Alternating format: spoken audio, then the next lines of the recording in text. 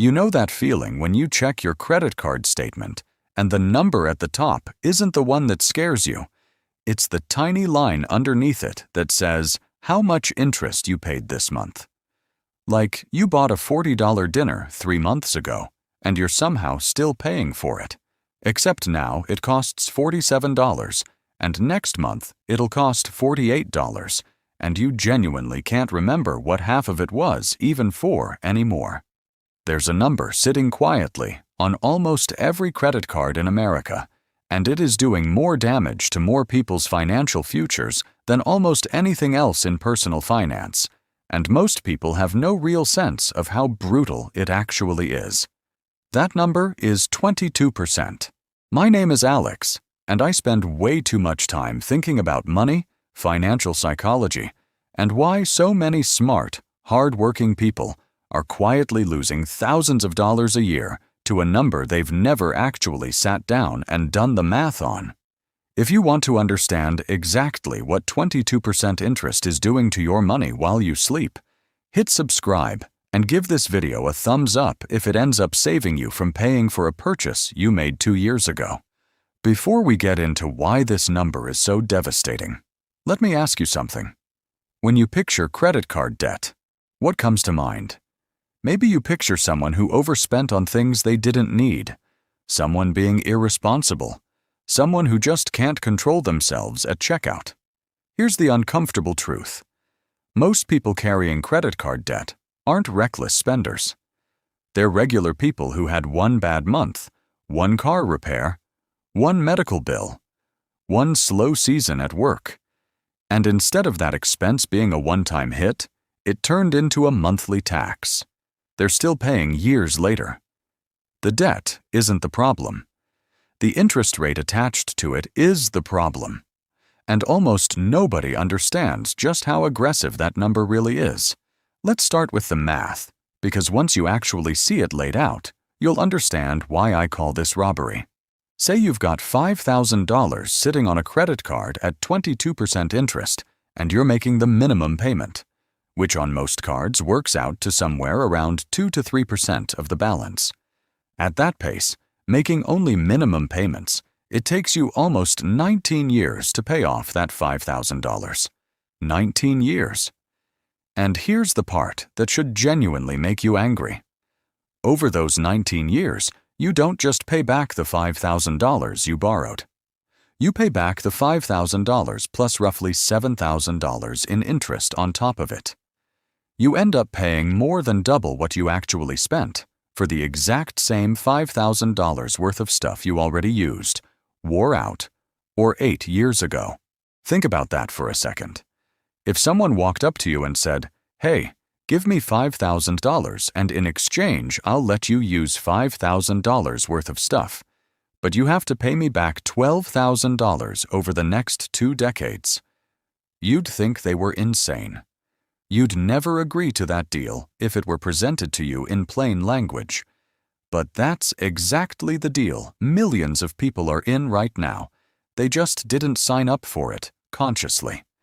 It crept up on them one minimum payment at a time. Here's where it gets even more brutal, and this is the part that most people genuinely don't understand about how interest actually compounds against you. Credit card interest isn't calculated once a year like some loans. It's typically calculated daily, based on your average daily balance, and then charged to your account monthly. This means the interest you owe today gets added to your balance, and tomorrow you're being charged interest on yesterday's interest. It's compound interest, the exact same force that makes investing so powerful, except it's working against you instead of for you.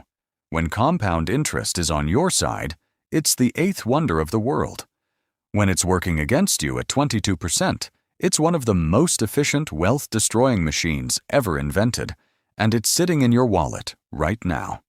Let's talk about what this actually costs you in terms of your future, not just the number on the statement.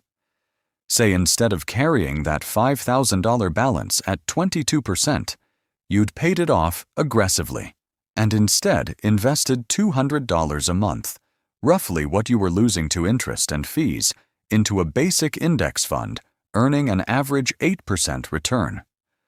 Over 20 years, that $200 a month doesn't just add up to the $48,000 you put in. It grows to over $115,000. That's the real cost of carrying high-interest debt. It's not just the interest you visibly pay. It's the entire wealth-building machine you never got to start because all your money was busy feeding someone else's profit margin instead of your own future. Here's something that will make this even more infuriating. Do you know who's on the other end of that 22% interest rate?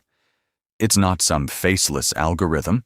It's a bank that's using your interest payments to fund its own investments, often earning way more than 22% on the capital they've built up from millions of people just like you, all making minimum payments, all convinced they're just being responsible by paying something every month.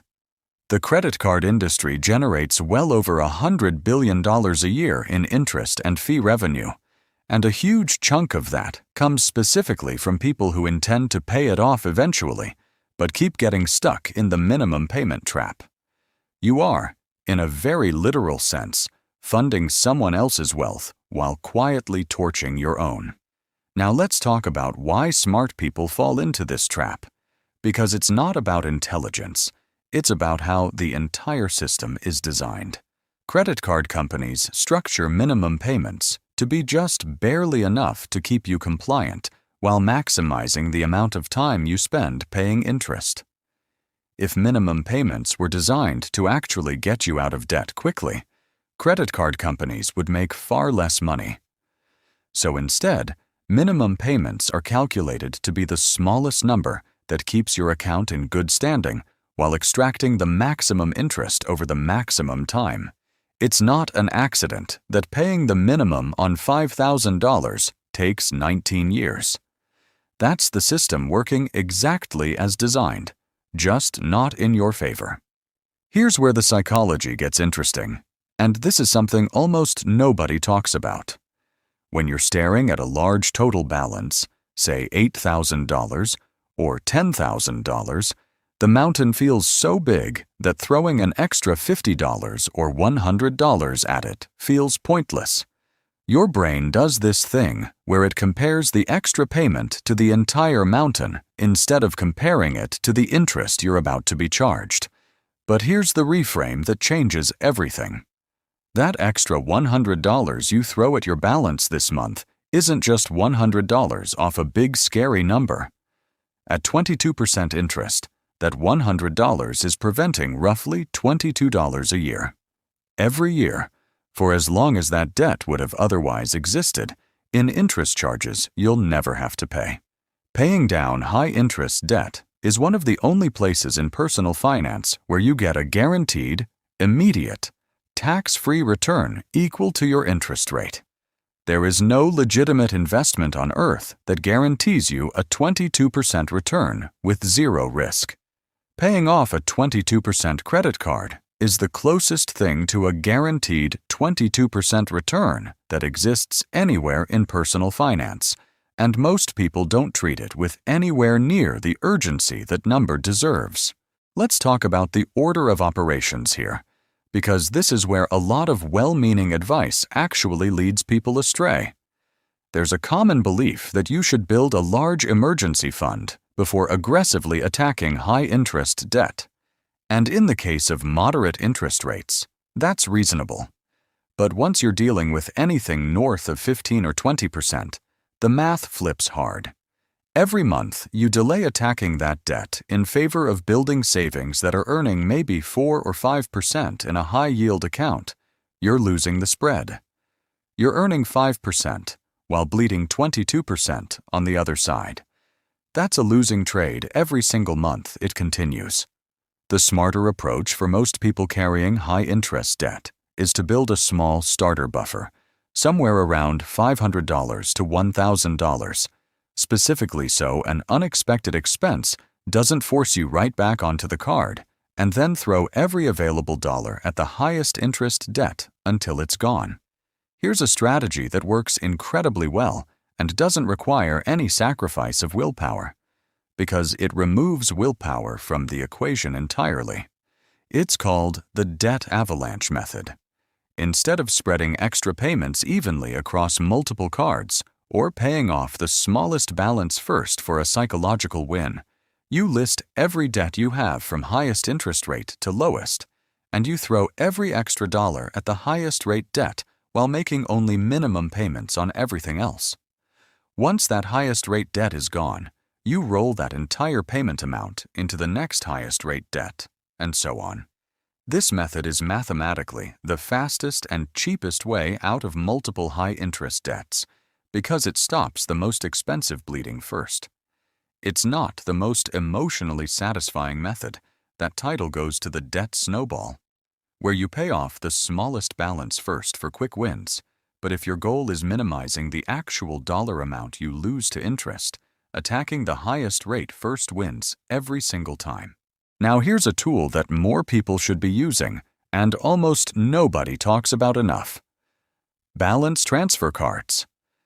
Many credit card companies offer promotional periods, often 12 to 21 months, where you can transfer an existing high-interest balance and pay 0% interest during that window, usually in exchange for a one-time transfer fee of around 3 to 5% of the balance. If you've got $5,000 sitting at 22%, moving it to a 0% balance transfer card for 18 months, even after paying a 3% transfer fee, can save you well over $1,000 in interest, as long as you're disciplined enough to actually pay it down during the promotional window, instead of treating the 0% period as an excuse to relax. The catch, and it's a real one, is that if you don't pay off the balance before the promotional period ends, the interest rate often snaps back to something even higher than what you started with, and sometimes retroactively applies interest to the original balance. This tool is powerful, but only in the hands of someone who's actually committed to paying it down on a real schedule. Let's talk about something that doesn't get discussed enough, which is how this 22% interest rate interacts with your credit score, and why that connection matters more than people realize. Carrying a high balance relative to your credit limit, something called your credit utilization, actively hurts your credit score, independent of whether you're making payments on time. This creates a nasty feedback loop. High balances hurt your score. A lower score makes it harder to qualify for that 0% balance transfer card or a lower interest personal loan that could get you out of the high interest trap, which keeps you stuck paying 22% for even longer. This is exactly why acting early matters so much. The longer high interest debt sits there, the more it doesn't just cost you in raw interest, it actively closes off the cheaper paths out that could have saved you money. Here's something that might surprise you, and it's a conversation almost nobody has directly. If you're carrying credit card debt and paying 22%, it is almost always mathematically smarter to prioritize paying that off over contributing extra money to a retirement account beyond your employer match. I want to be careful here, because if your employer offers any kind of matching contribution, you should absolutely capture that free money first. That's an instant, guaranteed return that beats almost anything else available to you. But once you've captured the match, any extra dollars you're debating between investing and paying down 22% debt should go toward the debt almost every single time. Even in a great year, the stock market's average historical return sits somewhere in the 8 to 10% range. You're never going to reliably beat a guaranteed 22% return by investing instead. People who keep investing extra money while carrying high interest debt often feel like they're being responsible and building for the future, when in reality, they're leaving guaranteed money on the table in exchange for the emotional comfort of watching an investment account grow, even while it grows slower than their debt is compounding against them. Let's bring this back to the emotional side of things. Because numbers alone don't usually change behavior, understanding what's actually happening does. Every single month that a balance sits on a 22% card, you're not just failing to make progress. You're actively moving backward, because the interest charged that month often outweighs a huge chunk of whatever payment you just made. This is why so many people describe the feeling of chipping away at credit card debt as running in place. It's not a metaphor. It's literally what the math is doing to you. You make a $200 payment, and $90 of it just covered last month's interest, meaning only $110 actually reduced what you owe. The next month, because your balance is slightly lower, slightly less of your payment goes to interest, and slightly more chips away at the actual debt.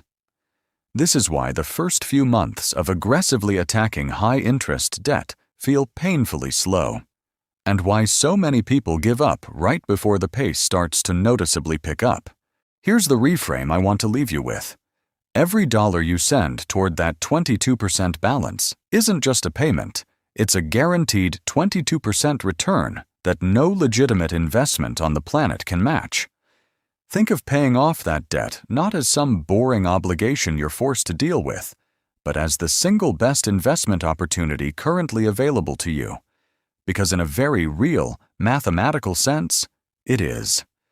The version of you 5 years from now who doesn't hand over a chunk of every paycheck to interest on purchases you don't even remember making, that version of you has options. The current version doesn't. More cash flow, a stronger credit score, access to cheaper loans if you ever need one, and most importantly, the mental freedom that comes from not quietly losing money every single night while you sleep. If you're staring at a balance right now that feels impossibly large, I want you to do one thing after this video ends. Pull up your actual statement and look for the line that shows how much interest you paid last month alone. Not the total balance, just last month's interest charge. That number, multiplied out over a year, is what you're currently choosing to hand over for doing absolutely nothing except not addressing it yet. Once you see that number clearly, in isolation, it becomes a lot harder to let it keep happening quietly in the background of your life. Attack the highest rate first, protect yourself with a small buffer so you don't get pulled back in, and remember that every extra dollar you throw at that balance is the closest thing to a guaranteed return you will ever find in personal finance.